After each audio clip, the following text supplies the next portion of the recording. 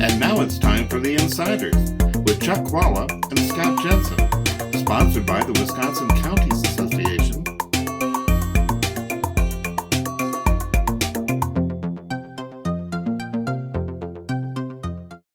I'm Scott Jensen, former Assembly Speaker. And I'm Chuck Chvala, former Senate Majority Leader. And we're the insiders, and there's nothing more of an insider deal than the state budget. And that's what's consuming people at the state capitol right now and will for the next month or two. So, Chuck, what do you think the hallmarks will be of this budget when they're done? What will be the signature items when the governor puts his signature on this bill? Well, this is the biggest revenue surplus that they've ever had. And even Tommy Thompson, a Republican, was at a seminar with others and said he would have salivated to have this $7 billion available. And he was basically saying to spend. So I want to remind Republicans that Republicans did occasionally spend this money. But here's what I think will be the hallmark. I think this will be a high water mark of Republican overreach. What's happened now because of this extreme gerrymandering, Republicans now face no threat from the public, nor do they face any threat from any Democrat. Given that, what has happened is they have become a party of ideology instead of practicality. So what they're missing and what will not be in this budget will be anything with regard to dealing with marijuana. Not taking the literally more than $2 billion, which would come to the state of Wisconsin from expanding Medicaid. These are things that the general public supports at 80% levels. I think what's going to happen here is you're going to see an ugly budget that doesn't address those issues. And I think the Republicans do not even see the tsunami that is across the horizon, which will hit them after redistricting is done. And they are going to face a potential loss of their both majorities, but at least one in next fall's election. So the hallmark of this budget is the overreach, which will lead to the public not understanding why Republicans are not doing what the public wants. And that, I think, will be answered. Final answer to this budget will be the election in the fall of 2024. And I don't think that Republican operatives will like the answer that the public gives them. Well, the Republicans have, in the last two budgets, essentially thrown out the governor's budget and started over. And they've been pretty proud of what they've put together. And of course, the governor ran on what the Republicans put together when he was running for re-election just last year. I think what we will see here is that the Republicans will, A, put together a budget that has a major tax cut in it, one that they think the governor can support. I think they'll also put together a budget that has no structural deficit in it. They prided themselves on that fact. The governor's budget actually has a big structural deficit in it. So that's part of the reason they threw out a lot of his stuff.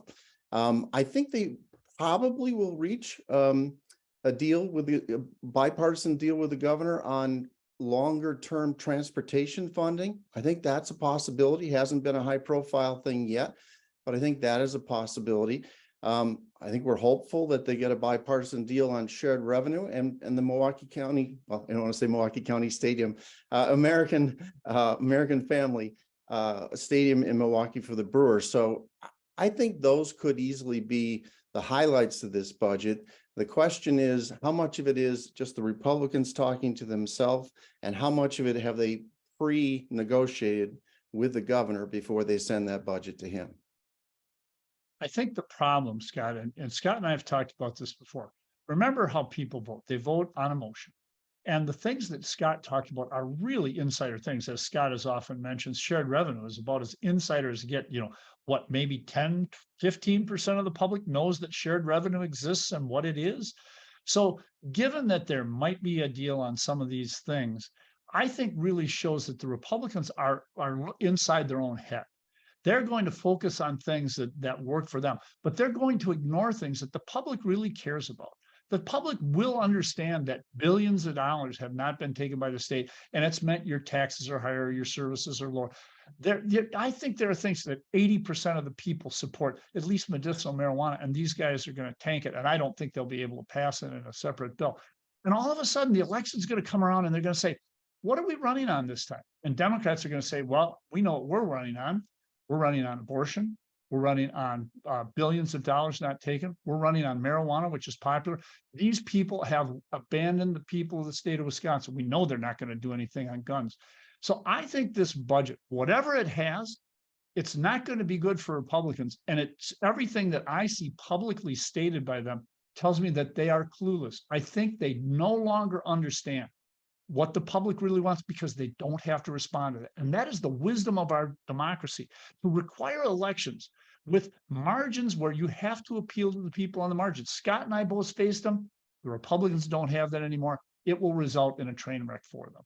You know, one of the reasons Republicans put the questions on the referenda in April regarding work requirements for people who are receiving various social service assistance from the state of Wisconsin is they know the public overwhelmingly agrees with them on that issue, and then the governor disagrees with them on it. My bet is they will now look to that vote from the public. They'll stick that in the budget, and I wouldn't be surprised if the governor will then choose to veto that. But that's a case where he's out of step with where the public is by a large margin. Those were huge margins on those questions. It's not a surprise that there are issues where the Republicans are out of step with the public and Democrats are out of step with the Republic. Otherwise, we'd probably have a one-party system. So that's pretty much what you're going to see when they get to this budget. The question is, can they straddle enough between the sort of fiscal issues focus that the Republicans have traditionally had on the budget, and then striking some bipartisan deals with the governor that assist local governments, that pay for roads in the state, and maybe build the Brewers an enhanced stadium in Milwaukee.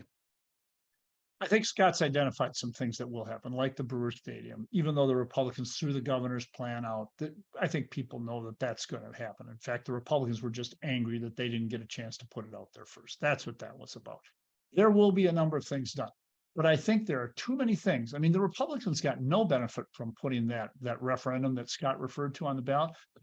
Their candidate got beat by 11% by Janet Protasiewicz. The reality is, what are the issues that are really salient that people care about? And I think the Republicans are clearly way wide of the mark.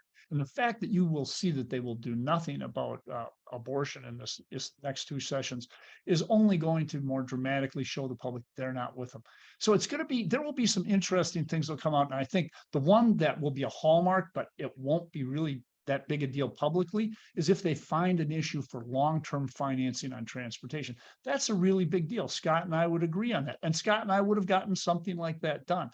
But it's not going to be the thing that's going to drive the elections. And there are too many things where they're so dramatically out of step with the public. And by the way, Tony Evers, we just had an election that showed people think he's pretty much in step with where they are. So it's going to be interesting to see popcorn time for Democrats and Republicans to watch. But I think that the impact on next fall's election, not next fall, 2024's election is big and looming large. We'll see if the insiders at the state capitol agree with the insiders on this program in the next few weeks. Let's see you next time.